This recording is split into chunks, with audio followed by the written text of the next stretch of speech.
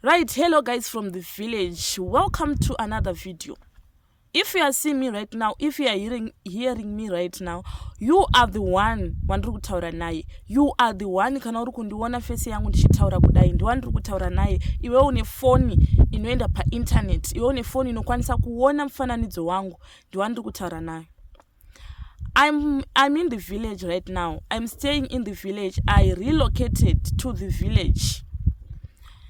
So guys, there are so many projects that you can do in the village. Most of you are afraid that if you come to the village, what exactly are you going to do? You don't know. So I'm here to tell you there are so many projects that you can do here in the village in Zimbabwe. Wherever village rako kwariri, whether kupi, whether kwamtoko, whether kwamurewa, whether kupi, you can do it. Hapana village unonzi irarite. So if you have a place, in rural area, it's time to take action. Kana utorine nzvimbo ku rural area kumusha, it's time to take action. You know, land is very important right now in Zimbabwe. Especially land yekumusha yakakosha. Back then, land vanhu vanga vasina basa nayo. People used to sell land. People used to kutotengesa pavanenge vapiwa nevabereki. You know, male child, they were given a place yekuti vavake. Kana makazvarwa chero muri vakomana kana 10, mumwe nemumwe aiwana nzvimbo yake, maitopiwa nzvimbo nana sabhuku mumusha menyu mekuti apa ndepaningi, apa ndepaningi. Some of you sold those land. Some of you sold those places. But I'm sure you are regretting now. Land is one of the most important things right now in Zimbabwe. Land is everything. Land is the future. Especially rural land, rural place, it's the future, I'm telling you. Why am I telling you this?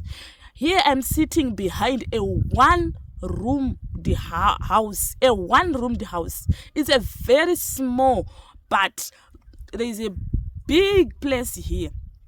It's a very big place. What did the person Muridzwe Pano, what did he or she do? Akavaka matanga ehuku. There are so many matanga ehuku, and sikuziana skoma 6, 7. Asanda natso maverenga, but there are so many. The person decided to build one room, but she decided to build a lot of matanga ehuku. This is an investment. Why you should invest back home in Zimbabwe in a rural area? You cannot do this Mastens M town. You cannot do this. So this person akatoona kuti panapa pari kutoda kutsvagwa mari. Let me do zvekuti mari ipinde. The person is not staying here. Ndiri kugara pano ndichichengera, it's not my place. But Muridzi ari kutoita ma-projects ari kwaari ikoko. So why are you waiting for another day? Why can't you do it now? If you have a place in a rural area, it's time to take action. I'm telling you. And if you don't have, please, tsvaga kuna sabhuku wako wekuti upiwe nzvimbo. Ita zvekuti uwane nzvimbo kumasabhuku kana usati wane nzvimbo. I'm telling you this. Tenga nzvimbo. Saka zviripo ndezvekudai guys. Iwo kana une nzvimbo yako, uri kunatsoona kuti nzvimbo iyi wakangoisiya haina kugarwa, haina kuvakwa, haina kuita sei. Unokwanisa kana kuvaka one room yemapuranga iyaya. One room yemapuranga iyaya, wotsvaga munhu anochengeta. Wovaka matanga ako ehuku. Either enguruve, ehuku, embudzi, ma-projects akawandisa that you can actually do here in the rurals of Zimbabwe. People are coming. People with big money, I'm telling you, people with big money, they are coming to rural area. They are coming to rural areas. So iwewe zvako wongoti inini handigari kumusha, ndoda stand town. When are you going to buy it? When are you going to afford to buy a stand in town? ita zvinoenderana nehomwe yako. Don't compare yourself with anyone. Don't compete with anyone. Ita zvinoenderana nehomwe yako. And right now, rural ndo panonzi pamusha pekuti you can do a lot uripo. I think you need to hear this. Kana watsvaga munhu anochengeta, wakuchiita maprojects ako, munhu yeye achiona nezvemaprojects ako, kana usati wakuda kudzoka, usati wava ready, then if you are ready to come back, just come back. Kana wa ready, dzoka, vaka panhu paye, kana kuti kana pakavakwa kare pagadzire, because I know most of you makangosiya pamisha pasina anogara, izvezvi pakuitenge pamatongo. Just come, wopagadzira, wotanga kuita maprojects. You know farming right now ine mari. And farming hakusi kuti hanzi kurima chibage chete kana kuti fodya chete. You can rima ma-vegetables green ayai. And ma-vegetables ayai haana stereki ba yekuti hanzi nini handizive handida kuita agriculture. Search paYouTube ipapo, there are so many videos ari kudzidziswa kuita agriculture.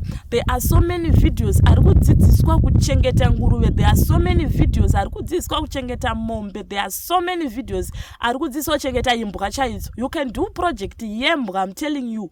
Imbwa ya imbwa. Ini ndoziva zvangu ana ma-German Shepherd aya. Ukwanisa kuita project yacho ukatoita mari we. Ukwanisa kuita project yembudzi ukaita mari. Hanzi pane anonzi maboas ndizvo era mheno. Ukaita mari. Search on YouTube if you don't know.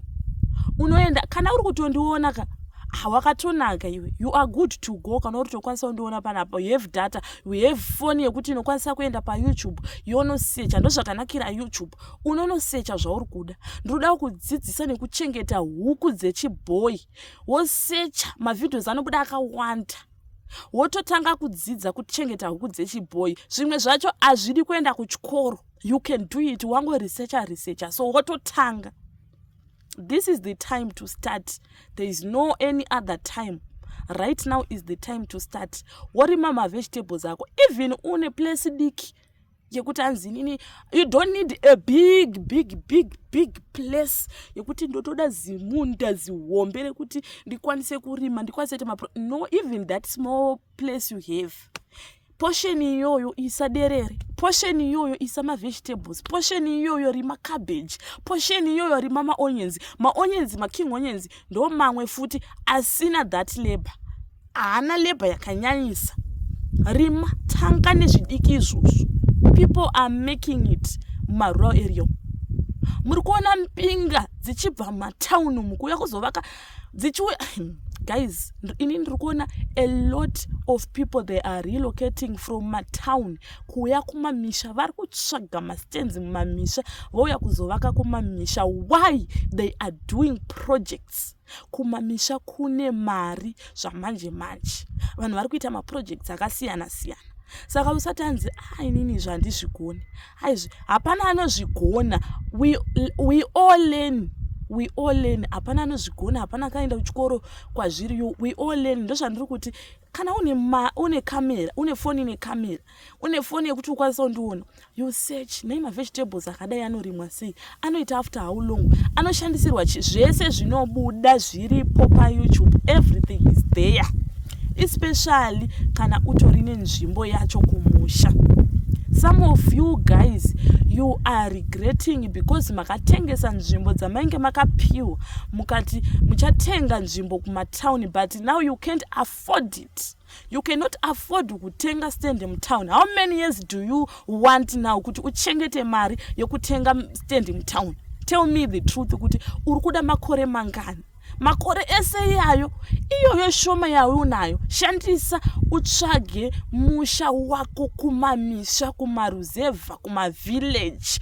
Uite zvinhu zvako. It's time now. Don't say kuti nai ndakazosara zvinhu izvi zvakabuda kare. Izvezvi kana watombozvinzwa. It's time now.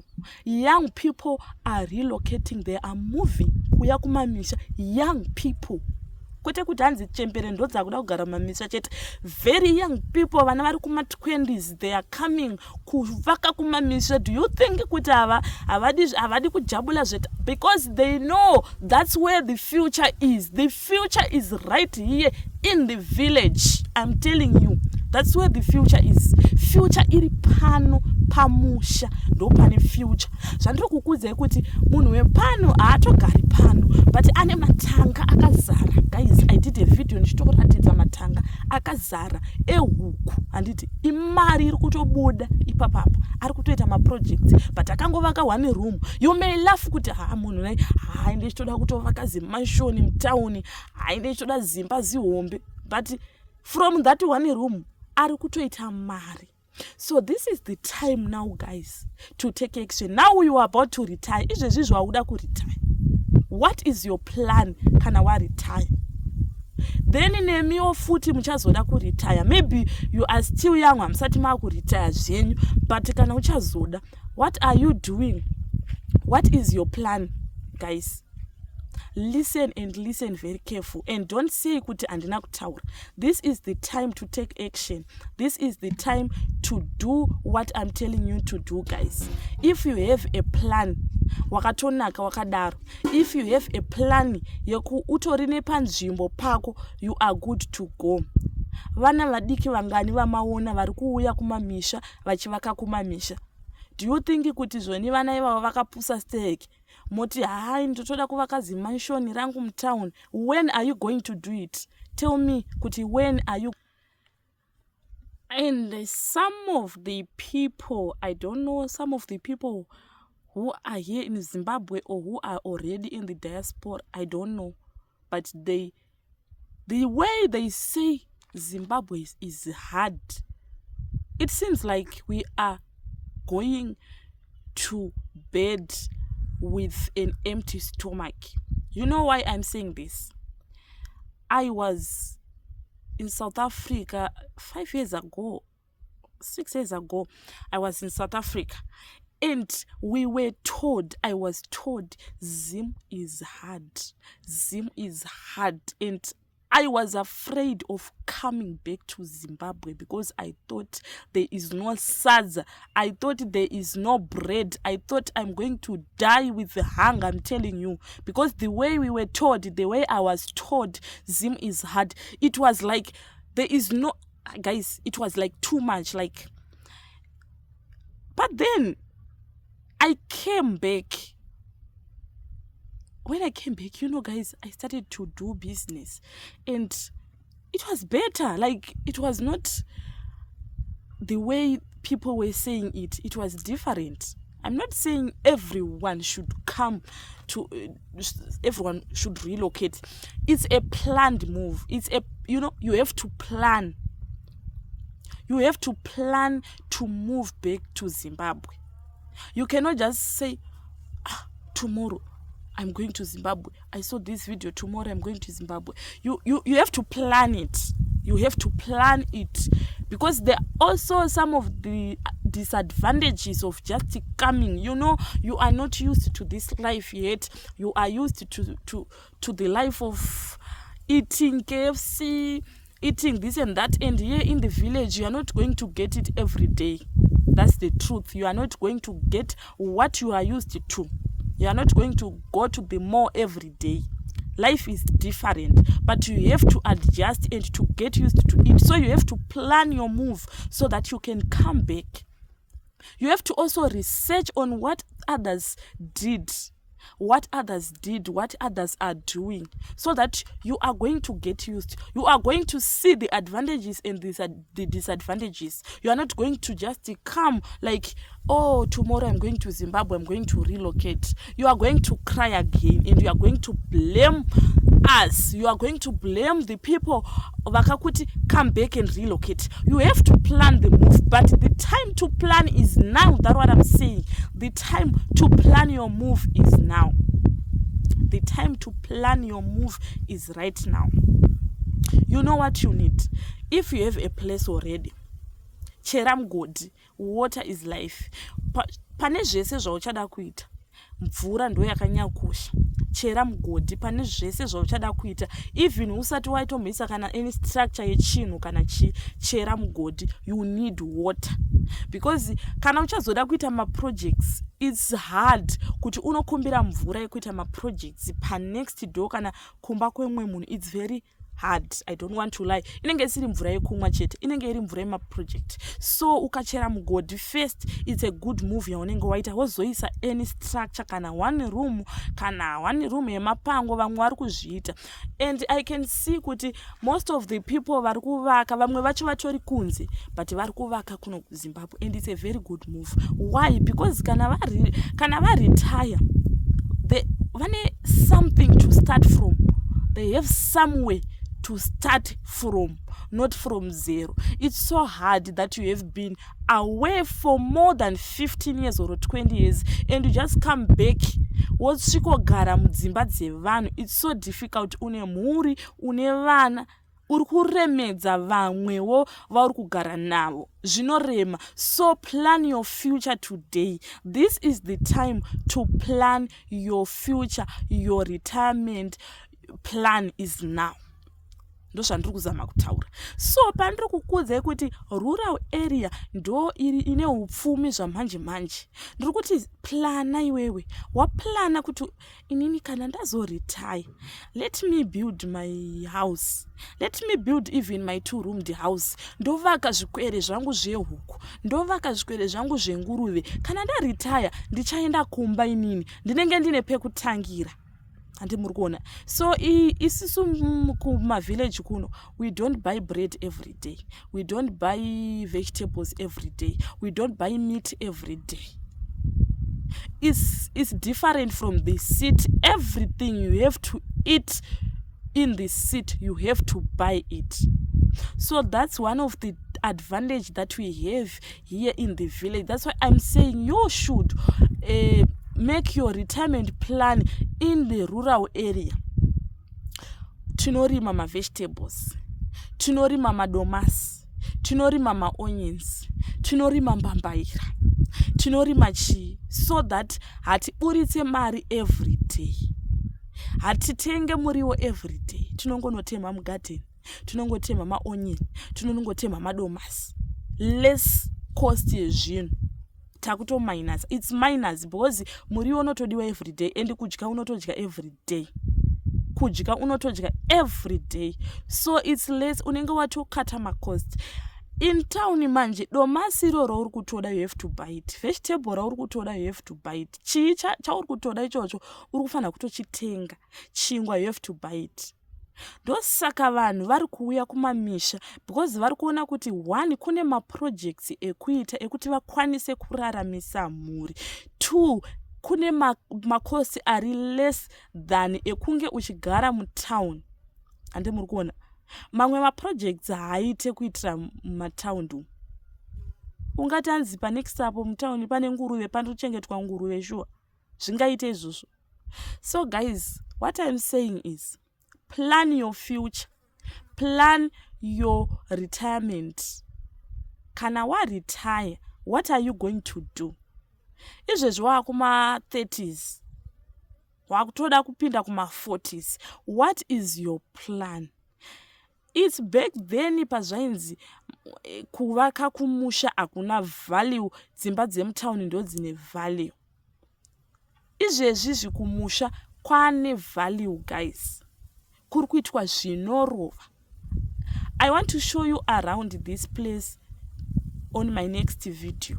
Muonewo matanga ega pa next apo pane matanga kubva apo kusvika uko, pa next pacho pane matanga. People are doing things. Vanhu vari kuita zvinhu zvavo. So this is the time guys.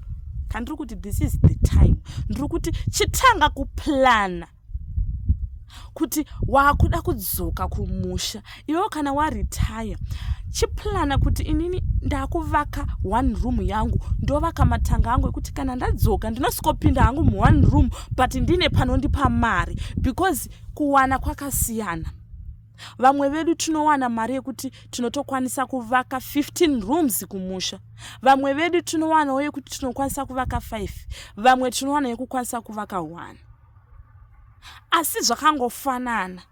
Chimira ndikuudze kuti sei zvakafanana.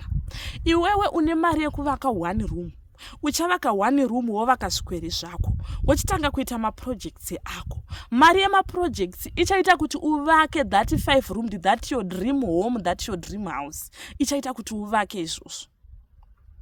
Saka zvakafanana. Izvezvi ane mari ye 5 rooms newe une 1 room kumusha, you are the same. Unozongoivaka because unenge une pekutangira, une panokupa mari. Maprojects ane mari, anoda patience nemunhu ari serious. Munhu anoti nini ndozvandakuda, ndakuronga nhasi, tora bhuku rako onyora pasi nhasi kuti from today ndakuplan kuti kana ndaretire, kuti kana ndakuda kudzokera kumusha ndiri kuswana pekutangira. Because haisi one night yekuti you just need a one night yekuti wakuenda kumusha. No, you need to plan to come back home. So the time to plan is now. Some of us, we don't have places, we don't have a stand. The time to buy is now. The time to plan, to save, to buy is now. What I love is Maria unayo, you can get a place inoenderana neMaria unayo. Iwe chirega kukombita kuti vepa next pangu vane zimudarabaraba saka inda kudo ita yaunayo iyoyo inokwana panokwana kuvaka imba yako, panokwana kuita maprojects ako wofenza pano pako.